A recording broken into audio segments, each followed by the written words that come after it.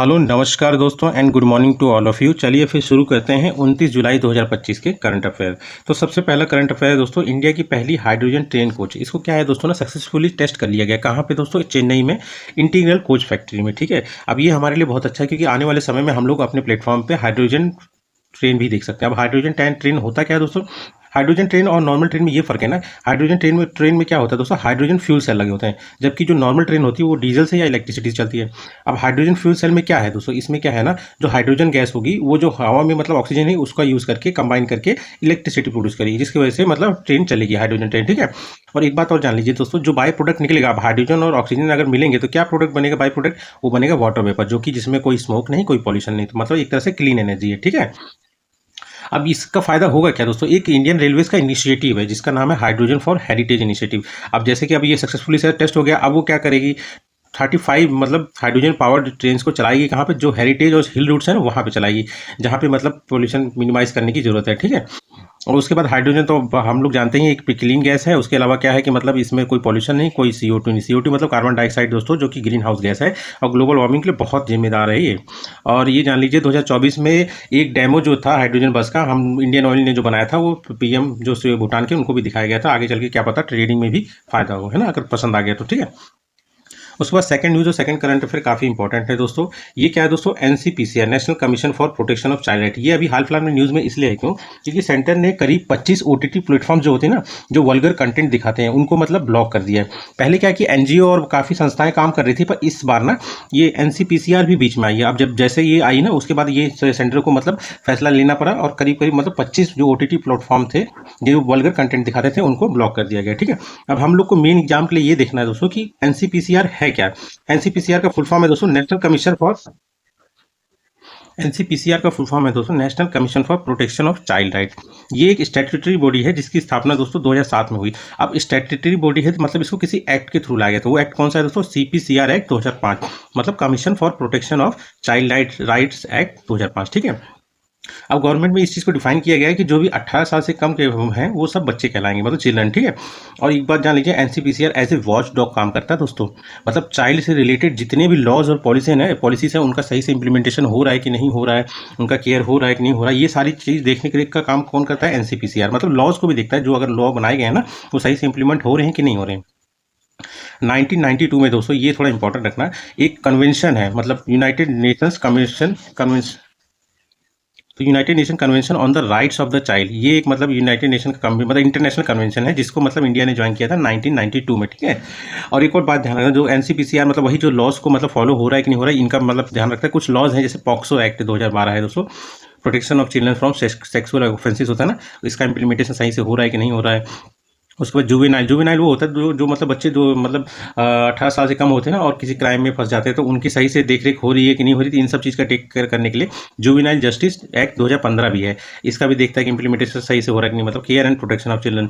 और RTI act 2009, ये काफ़ी इंपॉर्टेंट है। इसमें क्या किया गया? फ्री एंड कंपलसरी एजुकेशन किया गया बच्चों के लिए जो कि 6 से 14 साल के हैं। ठीक है, अब मुझे बताइए किस मतलब आप समझ लीजिए कि आर्टिकल के थ्रू बताया बोला गया है इसको, तो थोड़ा मेरे को इसको कमेंट में बताइए दोस्तों, है ना, राइट टू एजुकेशन का। ठीक है, अब इसमें कंपोजिशन क्या क्या है दोस्तों? कंपोजिशन देखिए, इसमें एक चेयरपर्सन होते हैं। ठीक है, चेयरपर्सन और प्लस 6 मेंबर्स होते हैं। चेयरपर्सन जो होता है मैक्सिमम 2 बार मतलब चेयरपर्सन बन सकते हैं, और इनका टेन्योर जो होता है 3 साल और 65 साल, जो भी पहले हो जाए। ठीक है, और बाकी जो 6 मेंबर हैं इनका टेन्योर 3 साल और 60 साल। ये इंपॉर्टेंट है दोस्तों, एग्जाम में पूछ सकता है कि मेंबर्स का 60 साल है रिटायरमेंट का और उसका 65 साल, जो दोनों में एक हो जाए 3 साल वाला। ठीक है, और इसमें एक बात ध्यान रखिएगा, ये जो टोटल मेंबर हैं इनमें से 2 मेंबर एटलीस्ट वुमेन होनी चाहिए। ठीक है, और ये सारे अपॉइंटमेंट सेंट्रल गवर्नमेंट के थ्रू किया जाता है, और चेयरपर्सन जो है दोस्तों एक कमेटी के थ्रू सिलेक्ट किया जाता है, और वो जो कमेटी होता है उसका गठन जो करते हैं वो एजुकेशन मिनिस्टर करते हैं। जो यूनियन के एजुकेशन मतलब chairperson selected based on recommendation of a 3 member committee headed by education minister. और दोस्तों इन सब का रिमूवल भी सेंट्रल गवर्नमेंट करता है अगर मान लो इनसे कुछ गलत हो, मतलब जैसे कि मान लीजिए ये कैपेबल ना हो करने के लिए या कोई गलत काम कर रहे हो, है ना, तो इन सब चीज़ केसों में भी सेंट्रल गवर्नमेंट इनको निकाल भी देती है और विथ रीजन निकालेगी, उनको भी मौका देती है बताने के लिए। ठीक है, और इसके पास सिविल कोर्ट के पावर है, मतलब आप समझ लीजिए, और सीओ मोटो एक्शन, अगर बच्चों से रिलेटेड कोई भी अगर इशू है तो उसको खुद से भी ये ले सकती है, जरूरी नहीं कि कोई बोलेगा तभी। ठीक है, और सिविल कोर्ट का पावर मतलब ये मतलब एड्रेस कर सकती है, मतलब आप जो गवाह होते हैं उनको पूछताछ कर सकती है, सारी चीज़ें मतलब जो सिविल कोर्ट की होती है ना वो पावर इनको मिल जाती है। ठीक है, अब इसके कुछ की इनिशिएटिव आप देखेंगे तो डिजिटली आप देखेंगे तो पॉक्सो ई बॉक्स रखा है, जिसमें मतलब आप ऑनलाइन कंप्लेंट कर सकते हैं और जब कंप्लेंट होगी ना बहुत जल्दी इसके सॉल्यूशन मिलता है। और एक संवर्धन है, ये क्या है दोस्तों संवर्धन, ये है इसमें ट्रैक किया जाता है और प्रिवेंट किया जाता है चाइल्ड्स को कहाँ से, ट्रैफिकिंग से, मतलब जो मतलब उठा लिया जाता है ना जबरदस्ती बच्चों को, है ना, और उन सब के लिए। और एक मासी है, मासी से monitoring app for seamless inspection, मतलब जो भी मतलब CCIs हैं, मतलब चाइल्ड केयर इंस्टीट्यूशन है, उनका रियल टाइम इंस्पेक्शन कर। अब चौथा इनिशिएटिव आप जान लीजिए, घर गो इन पोर्टल। इसका फुल फॉर्म, घर का फुल फॉर्म क्या है दोस्तों पता है, गो होम एंड रीयूनाइट। इसके तहत क्या होता है, उन बच्चों को मतलब ट्रैक किया जाता है, मॉनिटर किया जाता है जिनको मतलब रीस्टोर कराना होता है उनकी फैमिली से, मतलब रीपैट्रिएटेड में दोबारा पेरेंट्स से मिलाना होता है, ठीक है। उसके बाद थर्ड न्यूज़ और थर्ड करंट अफेयर क्या है दोस्तों, 8 ईयर्स आफ्टर स्टैंड ऑफ, मतलब ये समझ लीजिए चाइना के साथ 8 साल हो गए हैं, मतलब जो डोकलाम में मतलब हुआ था ना विवाद हम लोग का, उसके बाद मतलब 8 साल बाद वहाँ पे टूरिस्ट के लिए वो जगह खोल दी है, किसको, डोकलाम को। पर इसको खोला गया है ना एक मतलब इनिशिएटिव के थ्रू। वो इनिशिएटिव कौन सा है, भारत रणभूमि दर्शन। मतलब इस इनिशिएटिव के थ्रू मतलब क्या किया जाता है ना, जो भी लोग हैं टूरिस्ट हैं उनको मतलब वैसी जगहें दिखाई जाती है जहाँ पे मतलब कोई वॉर हुआ हो या वॉर होने की स्थिति हुई हो, है ना, ताकि लोगों के अंदर पैट्रियटिज्म मतलब देशभक्ति की भावना को जगाया जा सके और बताया जा सके कि मतलब कितना स्ट्रगल करते हैं सोल्जर्स हमारे, ठीक है। अब भारत रणभूमि दर्शन जो है 15 जनवरी, मतलब उस दिन इंडियन आर्मी डे ही था जब मतलब इसको इनॉग्रेट किया गया था पहली बार, ठीक है। अब वही है टू प्रमोट, मतलब ये बैटल फील्ड टूरिज्म आप मान लीजिए, इसको प्रमोट करने के लिए और देशभक्ति जगाने के लिए, ठीक है। और इसमें क्या किया जाएगा, तो जो भी आइकॉनिक है इंडिया के, जो आइकॉनिक मिलिट्री साइट्स हैं मतलब बॉर्डर के पास में, और जिसमें से ज़्यादातर जो है मतलब जो वॉर से रिलेटेड हैं, जैसे चाइना और पाकिस्तान जो वॉर है ना उससे रिलेटेड है, उनको दिखाया जाएगा, ठीक है, टूरिस्ट को, ठीक है।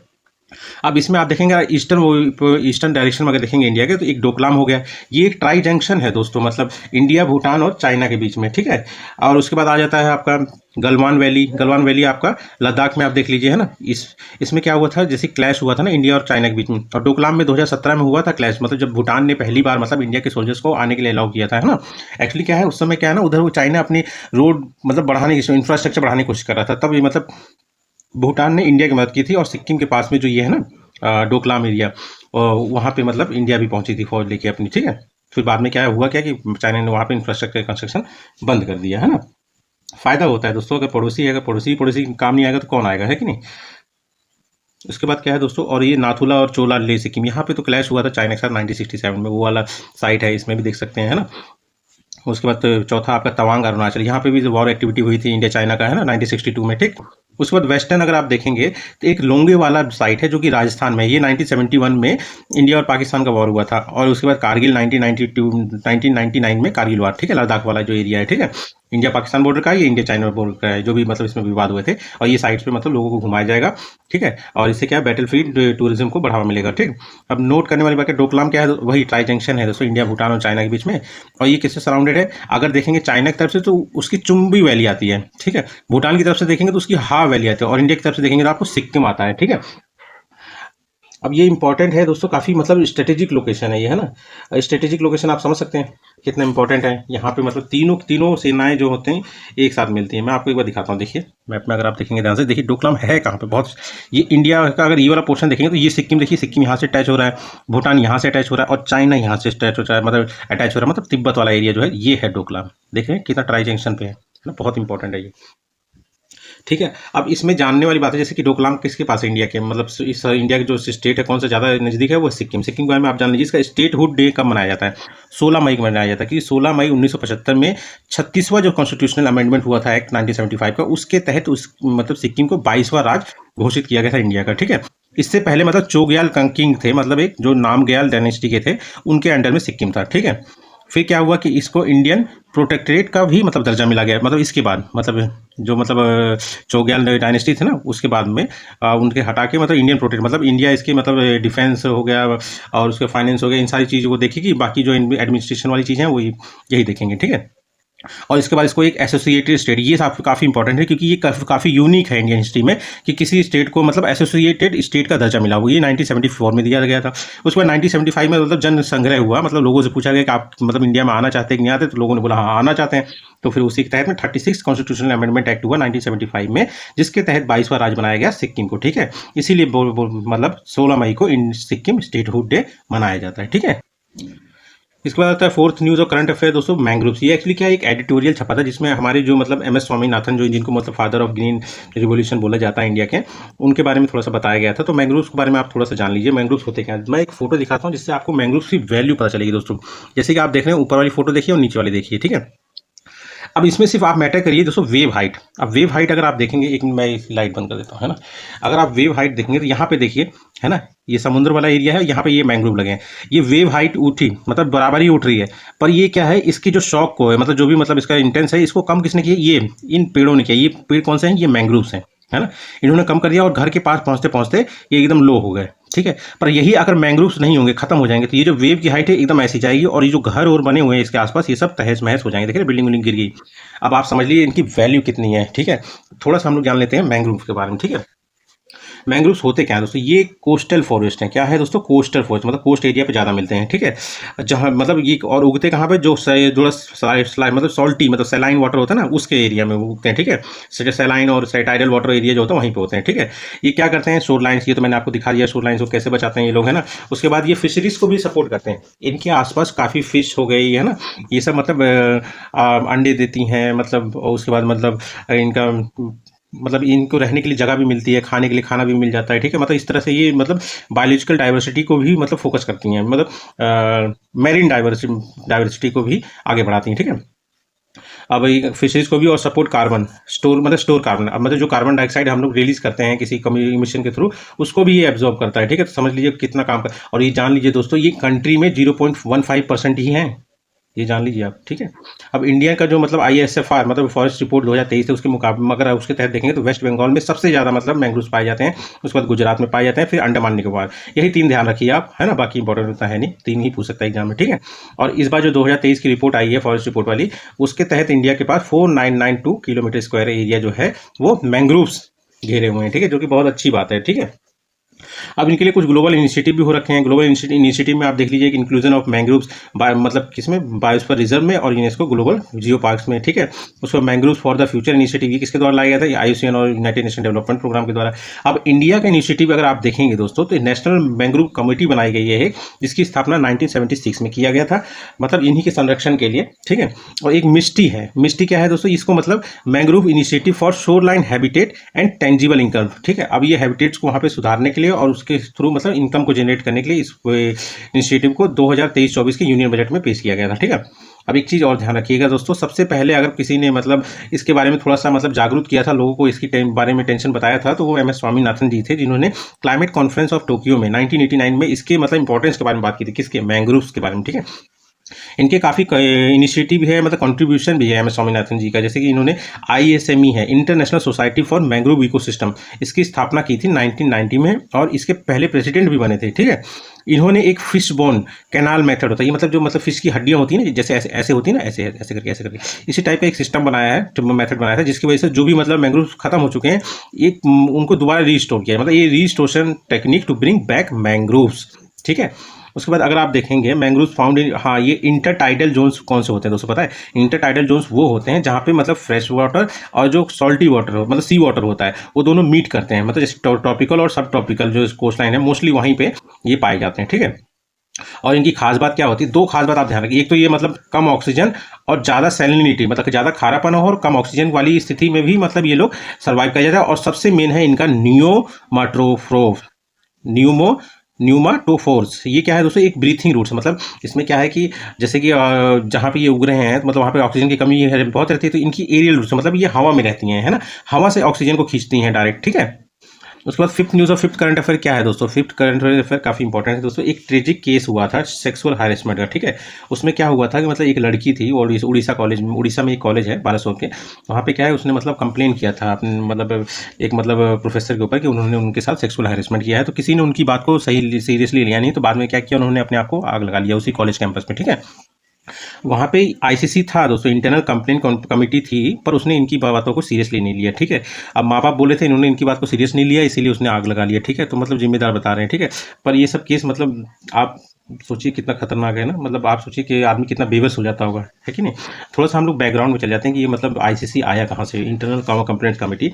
बैकग्राउंड में आप जानेंगे एक विशाखा केस हुआ था 1997 में, ठीक है। यही है एक ओरिजिन, ये जान लीजिए। अगर ओरिजिन पूछेंगे जो वर्क प्लेस पे सेक्सुअल हैरेसमेंट के लिए कोई अगर लॉ बना था तो उसका ओरिजिन क्या है, तो उसका ओरिजिन है विशाखा केस, क्योंकि इसी की वजह से विशाखा गाइडलाइंस को मतलब इशू किया था किसने, सुप्रीम कोर्ट ने, ठीक है। अब जो विशाखा केस 1997 वाला हुआ था उसमें एक भनवारी देवी नाम की लेडीज थी जो कि एक सोशल वर्कर थी, और वो राजस्थान में जो मतलब चाइल्ड मैरिज होता था ना उसको रोकने के लिए काम कर रही थी, पर उनका कर दिया गया कि मतलब पर उनको इसके लिए क्या मिला दोस्तों, उनका गैंग रेप कर दिया गया। और उस समय कोई ऐसा स्पेसिफिक लॉ नहीं था कि जो वर्क प्लेस में मतलब अगर सेक्सुअल हैरेसमेंट हुआ होगा तो उसके लिए क्या किया जाए, ठीक है। तो इसीलिए उसके बाद सुप्रीम कोर्ट ने इशू किया विशाखा गाइडलाइंस।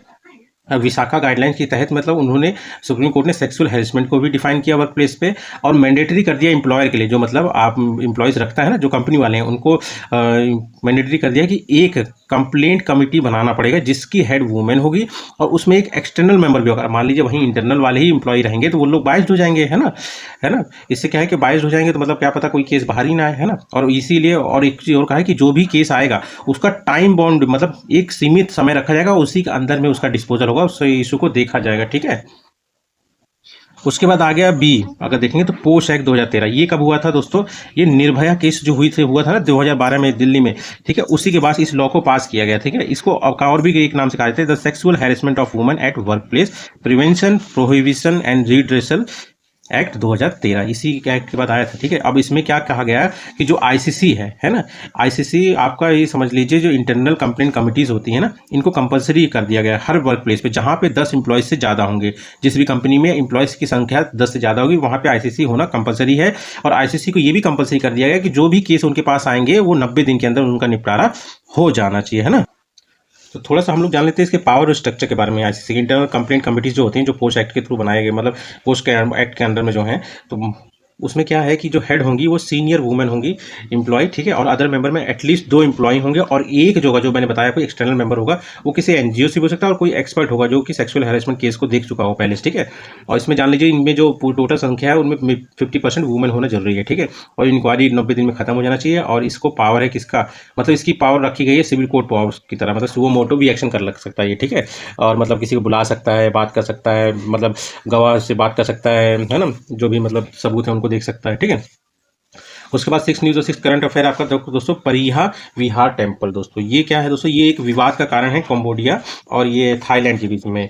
अब तो कंबोडिया और थाईलैंड एक बार हम लोग लोकेशन देख लेते हैं मैप में, तब आपको ईजिली समझ आएगा दोस्तों। ये देखिए ये थाईलैंड है, ये वाला जो पोर्शन देख रहे हैं ना थाईलैंड है, और ये कंबोडिया ये छोटा सा पोर्शन है, ठीक है ना। इन्हीं के बीच में बॉर्डर में ना 2 मंदिर हैं, ठीक है। एक का नाम है जो अभी भी विवाद चल रहा है परिहा विहार टेम्पल, ठीक है।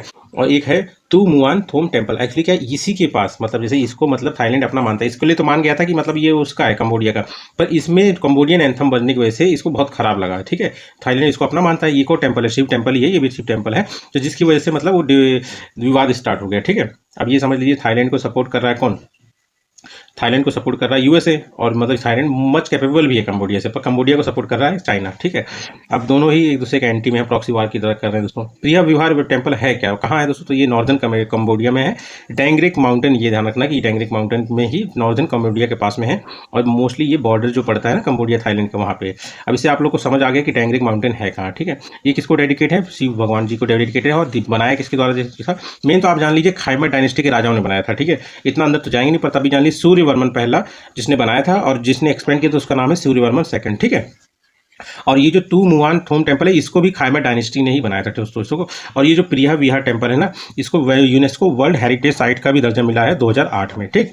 उसके बाद 7th न्यूज़ और 7th करंट अफेयर क्या था, अभी हाल फिलहाल में जैसे 2022 से ना एक मतलब फ्री ट्रेड एग्रीमेंट के लिए नेगोशिएशन चल रहा था दोस्तों। तो अभी सीटा मतलब comprehensive economic and trade agreement किसके बीच में साइन हो गया दोस्तों, इंडिया और यूनाइटेड किंगडम के बीच में साइन हो गया है जुलाई 2025 में, ठीक है। ये एक तरह का बाइलेटरल फ्री ट्रेड एग्रीमेंट है जिसका एम है मतलब जो गुड्स सर्विसेज और इन्वेस्टमेंट है ना वो दोनों की कंट्रीज के बीच में बढ़े, उसके लिए मतलब फॉर इनहेंसिंग, ठीक है। अब इसके तहत हुआ क्या, यूके ने जो किया था जो टैरिफ है उसके 99 प्रोडक्ट जो लाइन है उससे हटा दिया, इससे क्या है इंडिया को बहुत फायदा होगा। और उसी के तहत इंडिया ने भी करीब करीब 90% जो टैरिफ था 90% जो प्रोडक्ट लाइन थे उसमें से टैरिफ को हटा दिया है, ठीक है। अब इसमें ये मेन बात ध्यान रखना दोस्तों, इसके तहत एक चीज़ इंपॉर्टेंट आई है जो पूछ सकता है एग्जाम में, वो है DCC, डबल कंट्रीब्यूशन कन्वेंशन। इसमें क्या है, ये शॉर्ट टर्म ड्यूरेशन के लिए ना जैसे एक साइड एग्रीमेंट किया गया है इसी सीटा के तहत, मतलब साइड में इसमें क्या है कि 75,000 इंडियन वर्कर्स को अलाउ किया जाएगा शॉर्ट असाइनमेंट के लिए यूके में, मतलब कम पीरियड के लिए। अब उसमें होगा क्या कि इससे क्या होगा ना, जो इंडियन वर्कर्स होंगे और जो उनके एम्प्लॉयर्स होंगे उनको ना यूके का जो सोशल सिक्योरिटी कंट्रीब्यूशन वाला पे होता है ना, फीस मतलब जो होता है, जो कंट्रीब्यूट करना पड़ता है, वो नहीं देना पड़ेगा 3 सालों तक के लिए। अगर 3 साल के लिए कोई आ रहा है टेम्परेरी वर्क के लिए तो उसके लिए मतलब उनको देना नहीं पड़ेगा टेम्परेरी एग्रीमेंट के थ्रू। ये बहुत फायदा कर देगा, ठीक है। इसलिए DCC ध्यान रखना कौन है, क्या है दोस्तों, डबल कंट्रीब्यूशन कन्वेंशन। उसके बाद 8th न्यूज़ क्या है दोस्तों, 8th न्यूज़ है, ये मैंने बात भी किया था पर उसमें क्या है कि थोड़ा सा डिटेलिंग नहीं हो पाई थी। तो ये IRDAI क्या है, insurance regulatory and development authority of India, इसके नए चेयरमैन अजय सेठ जी बने हैं। ये स्टैट्यूटरी बॉडी है जिसको IRDA, insurance regulatory and development authority act 1999 के तहत बनाया गया था, ठीक है, अंडर मिनिस्ट्री ऑफ फाइनेंस। इसका हेडक्वार्टर कहाँ है दोस्तों, हैदराबाद, तेलंगाना। बस इतना ही था। अब मतलब नेशनल लेवल पर इंश्योरेंस से रिलेटेड जितने भी काम है ना, देख रेख और रेगुलेशन सब यही करता है, ठीक है। उसके बाद 9th न्यूज़ और 9th करंट अफेयर क्या है, मालदीव्स। मालदीव्स की एक बार लोकेशन देख लीजिए दोस्तों, ध्यान रह जाएगा आपको, है ना। अब ये देखिए, ये हमारा प्यारा भारत महान है, उसी के जस्ट नीचे में अगर आप देखेंगे तो ये है मालदीव्स, ठीक है। मालदीव्स की राजधानी है माले और इनके प्रेसिडेंट कौन है, मोहम्मद म्यूजू। अभी न्यूज़ में इसलिए क्योंकि PM मोदी जी को एज ए चीफ गेस्ट मतलब बुलाया गया है, अभी इंटेंड भी कर लिया उन्होंने, जो कि 60th इंडिपेंडेंस डे है मालदीव्स का, उसमें, ठीक है, एज ए चीफ गेस्ट गए हुए हैं।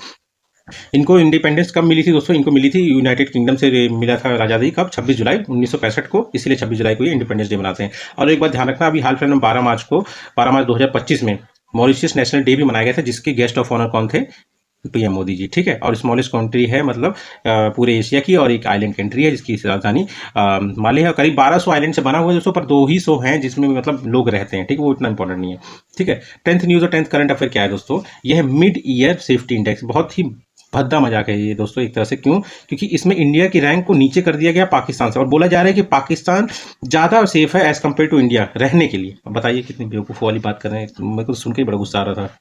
तो पहला क्या दिया गया रैंक इसमें, UAE दिया गया, लास्ट दिया गया हैती, ठीक है। और किसके द्वारा दिया जाता है, नुम्बियो क्या है दोस्तों, एक ऑनलाइन डाटा वेबसाइट है, बस बेवकूफ़ लोग हैं ये। उसके बाद 11th न्यूज़ और 11th करंट अफेयर क्या है दोस्तों, गोरबिया सोलर पावर प्रोजेक्ट। ये क्या है दोस्तों, ये राजस्थान में अभी हाल फिलहाल में इसका इनॉग्रेशन हुआ है, किसके द्वारा, प्रहलाद जोशी, जो कि ministry of new and renewable energy के यूनियन मिनिस्टर है, उनके द्वारा इनॉग्रेट किया गया है। इसकी कैपेसिटी 435 मेगावाट है। इसको बनाया गया जेलेस्ट्रा इंडिया कंपनी के द्वारा, ठीक है। इसके तहत 25 साल के पावर परचेस एग्रीमेंट कुछ नहीं दोस्तों, जैसे कि 2 कंपनी के बीच में एग्रीमेंट होता है, इसमें क्या एक कंपनी जो होती है वो पावर मतलब बिल्ड करती है, मतलब स्टेशन को, मतलब पावर प्रोजेक्ट को, और एक कंपनी क्या आती है उससे बिजली खरीद देगी, ठीक है, बस इतना ही है। उसके बाद 12th न्यूज़ क्या आता है दोस्तों, 12th न्यूज़ आपका कारगिल दिवस, जो कि 26 जुलाई को मनाया जाता है हर साल, और इस बार इसका 26वां एडिशन है, 2025 में पूछ सकते हैं, ठीक है। कभी कभी जब ऐसी चीज़ें मैच करती हैं तो पूछ लेते हैं एग्जाम में, ठीक है। ये हुआ कब था दोस्तों, 1999 में, और कारगिल वॉर जो हुआ था उसी की याद में इसको मनाया जाता है, ठीक है। मतलब जो हमारे से सैनिकों ने मतलब बलिदान किया था ना, उनकी याद में, ठीक है। ये कब से कब तक चला था, 10 मई 1999 से 26 जुलाई 1999 तक चला था, और इसके तहत ऑपरेशन विजय चलाया गया था, जिसके तहत मतलब विजय पाई गई थी कारगिल में, दोबारा से मतलब पाकिस्तान से वापस लिया गया था। ऐसे ही कुछ और भी ऑपरेशन है जिसके तहत मतलब विजय पाया गया था, जिसमें एक ऑपरेशन पोलो है, ठीक है, जो 1948 में हैदराबाद को इंडिया में लाने के लिए किया गया था, ठीक है। उसके बाद एक ऑपरेशन विजय, इसमें कंफ्यूज मत होना दोस्तों, ये ऑपरेशन विजय अलग है, ये भी नाम सेम है, ये भी ऑपरेशन विजय, ये ऑपरेशन विजय, पर इसमें क्या है ना, जो पुर्तगाल मतलब गोवा में थे ना, उनसे कब्जा करने के लिए, मतलब उनको जो गोवा और दमन ड्यू था, इसको वापस से क्या मतलब इंडिया में लाने के लिए इस ऑपरेशन को लाया गया था, ठीक है, 1960 में ऑपरेशन विजय, ठीक है। और ऑपरेशन कैक्टस लिली, ये तो बहुत इंपॉर्टेंट है, तो ध्यान रखना, 1971 में जो ईस्ट पाकिस्तान है उस पर चलाया गया था, उसको फिर बाद में बांग्लादेश बना गया था, बांग्लादेश को जन्म किया गया था, ठीक है। और उसके बाद एक ऑपरेशन है ऑपरेशन ट्राइडेंट, ये इंडियन नेवी के द्वारा चलाया गया था। और ध्यान रखना दोस्तों, ऑपरेशन ट्राइडेंट के बाद ही इंडिया ने उसको फॉलो अप करते हुए एक ऑपरेशन पाइथन भी चलाया था, ये पूछ सकता है, बहुत इंपॉर्टेंट है। ये कराची पोर्ट पर चलाया गया था पाकिस्तान के इंडियन आर्मी के द्वारा, ठीक है। 1971 का जो इंडिया पाकिस्तान का वार हो रहा था ना, उस समय चलाया गया था, ठीक है। एक है ऑपरेशन मेघदूत, ये भी काफ़ी इंपॉर्टेंट है क्योंकि ये 1984 में पंजाब में गोल्डन टेम्पल में चलाया गया था, ठीक है। उसके बाद ऑपरेशन ब्लैक टोर्नेडो, ये मुंबई में चला गया था, जो मतलब 26/11 वाला अटैक हुआ था ना दोस्तों, उसके तहत चला गया था 2008 में, ठीक है। इसके बाद 13 न्यूज़ और 13 करंट अफेयर क्या है दोस्तों, नेशनल स्पोर्ट्स गवर्नेंस बिल, ये अभी क्या है कि इंट्रोड्यूस किया गया है लोकसभा में, पारित हो जाएगा तो मतलब ये national sports development code of India 2011 को रिप्लेस कर देगा। ठीक, किसके द्वारा मतलब इंट्रोड्यूस किया गया, तो मनसुख मांडविया जो कि minister of youth affairs and sports हैं। ठीक है, इसके फीचर्स क्या है दोस्तों, इसके अंदर ये कहा गया है कि जो भी गाइडलाइंस आपसे जो गवर्नमेंट देगी उसको स्पोर्ट्स बॉडीज को फॉलो करना बाइंड हो जाएगा, मतलब कंपलसरी हो जाएगा, ऐसा पहले नहीं था। ठीक है, और अब स्पोर्ट्स बॉडी क्या है, आरटीआई एक्ट के अंदर आएगी, मतलब राइट टू इन्फॉर्मेशन एक्ट, मतलब कोई भी इंसान कोई भी को मतलब इन्फॉर्मेशन ले सकते हैं। बीसीसीआई भी, ठीक है, पहले नहीं देती थी। इसमें मैक्सिमम 15 मेंबर हो, जिसमें कंपलसरी कर दिया कि 4 वुमेन होना कंपलसरी और 2 इलाइट एथलीट्स, मतलब जो स्पोर्ट्स वाले होंगे ना उनको, मतलब नामी उनको इंट्रोड्यूस करना जरूरी है इसमें। ठीक है, और ये किसमें, नेशनल स्पोर्ट्स फेडरेशन में जो बनाया जाएगा। ठीक है, और ये है अब एनएसएफ और बीसीसीआई सीधा कोर्ट नहीं जा सकता, मतलब क्या है कि एक नेशनल स्पोर्ट्स ट्रिब्यूनल भी बनाया जाएगा जिसके तहत सबसे पहले यहाँ सुनवाई होगी। अगर यहाँ पे नहीं होगा तब वो कोर्ट जा सकेगा, पर डायरेक्ट बीसीसीआई या फिर एनएसएफ से जो है नहीं जा सकती। ठीक है, उसके बाद इसके तहत मतलब यही जो है 3 इंस्टीट्यूट को भी बनाया जाएगा। पहला क्या है, नेशनल स्पोर्ट्स बोर्ड, जो कि मतलब जो रूल्स एंड रेगुलेशन को देखेगा, मतलब बनाएगा, रूल्स भी बनाएगा और रेगुलेट भी कराएगा स्पोर्ट्स बॉडीज से। ठीक है, उसके बाद नेशनल स्पोर्ट्स ट्रिब्यूनल, ठीक है, ये इसको पावर दी जाएगी सिविल जज की। ठीक है, उसके बाद एक नेशनल स्पोर्ट्स इलेक्शन कमेटी, ये जो भी स्पोर्ट्स कमेटी या एथलीट कमिटीज होंगी ना उनके मेंबर्स की सिलेक्शन मतलब इलेक्शन करेगा। ठीक है, उसके बाद लास्ट न्यूज़ है आपका, लास्ट नहीं है, पैलेस्टीन है ना, हाँ 14 न्यूज़ और 14 करंट अफेयर क्या है दोस्तों आपका, पैलेस्टीन अभी हाल फिलहाल न्यूज़ में क्यों है दोस्तों, क्योंकि फ्रांस जो कंट्री है उसने इसे ऑफिशियली रिकॉग्नाइज कर दिया है। ठीक है, और इंडिया को देखें तो 1988 ही में इसने इसको रिकॉग्नाइज कर दिया था एज ए कंट्री। ठीक है, अब ये देखिए दोस्तों इसकी पोजीशन यहाँ पे है, ये पैलेस्तीन है ना। अब ये जो जेरूसलम है ना, इसको मतलब इजराइल भी बोलता है कि मेरा है, और मतलब पैलेस्तीन तो बोलता है ये मेरा, ये पैलेस्तीन वाला एरिया, ये गाजा वाला एरिया, गाजा एरिया इसका सबसे बड़ा सिटी है। ठीक है, अब पैलेस्टीन मतलब कंट्री है कहाँ पे, वेस्ट एशिया में, इसकी लार्जेस्ट सिटी भी गाजा सिटी और कैपिटल जेरूसलम, मतलब क्लेम करता है, लिमिटेड रिकॉग्निशन है, सबने नहीं माना है। उसके बाद आता है 15 न्यूज़, आमादर पारा आमादर समाधान स्कीम, ये नाम से ही समझ आ रहा है बंगाली वर्ड है, तो वेस्ट बंगाल गवर्नमेंट लाई है, मतलब जो लोगों की डेली प्रॉब्लम होती है ना उनका निपटारा करने के लिए इस स्कीम को लाया गया। ठीक है दोस्तों, तो फिर यही थे आज की करंट अफेयर, तो मिलते हैं हम लोग कल। हाँ, और वीडियो अच्छा लगे तो प्लीज़ सब्सक्राइब करिएगा। Thank you.